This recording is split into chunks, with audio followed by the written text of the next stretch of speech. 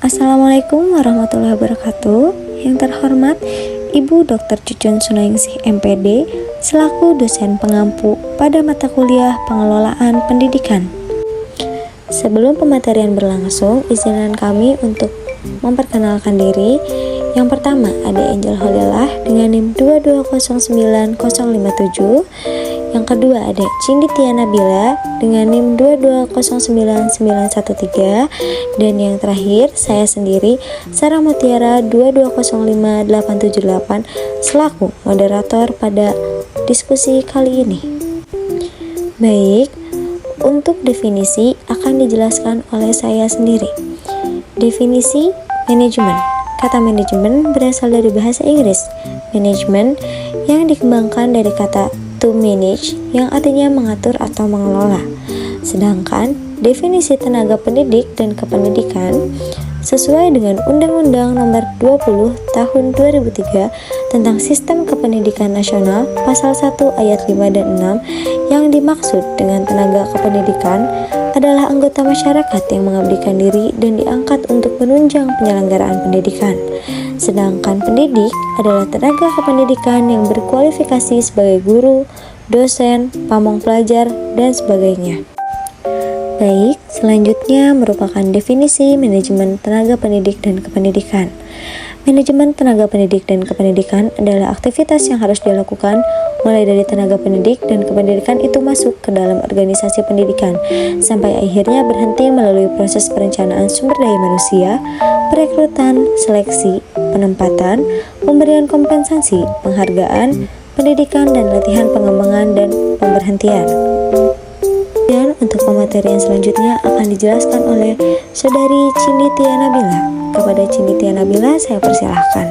Cakupan-cakupan yang mencakup pada manajemen pendidikan. Yang pertama ada perencanaan pendidikan.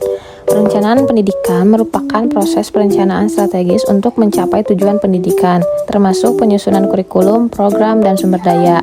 Lalu ada pengadaan pegawai. Pengadaan pegawai melibatkan proses penerimaan seleksi dan penempatan staf pengajar serta tenaga pendukung pendidikan. Lalu ada pembinaan dan pengembangan pegawai, yaitu berfokus pada pengembangan keterampilan, pengetahuan, dan kemampuan staf pendidikan melalui pelatihan dan pengembangan profesional. Ada penghargaan, merupakan berkaitan dengan pengakuan dan apresiasi terhadap kinerja baik pegawai dalam upaya meningkatkan motivasi dan kualitas pendidikan. Lalu ada pemberhentian. Pemberhentian merupakan melibatkan proses penyelesaian hubungan kerja, baik karena pensiun, pemutusan hubungan kerja, atau alasan lainnya.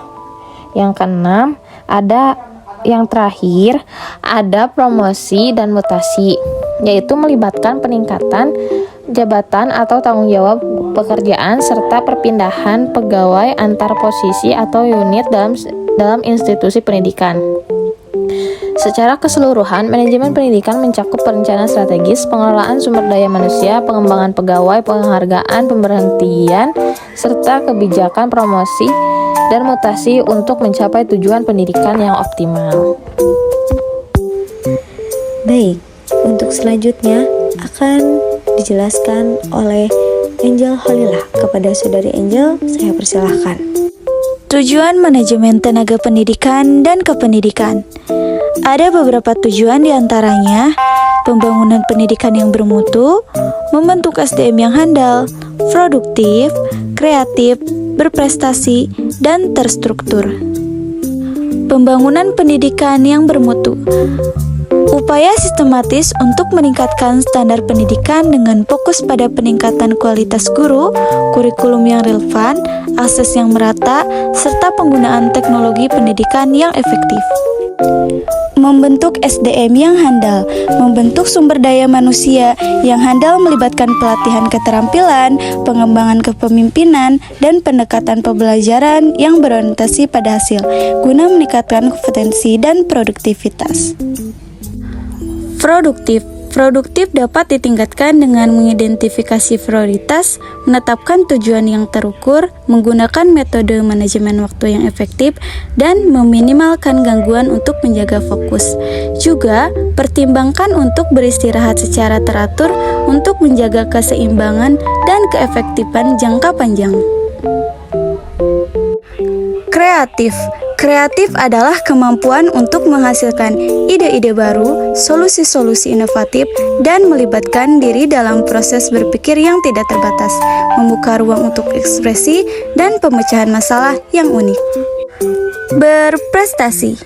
Berprestasi melibatkan pencapaian tingkat kinerja atau hasil yang luar biasa dalam suatu bidang atau kegiatan tertentu.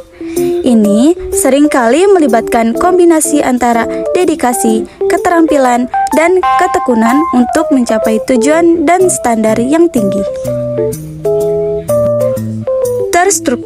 Terstruktur berarti suatu sistem atau rangkaian memiliki susunan tata letak atau rencana yang terorganisir dengan baik.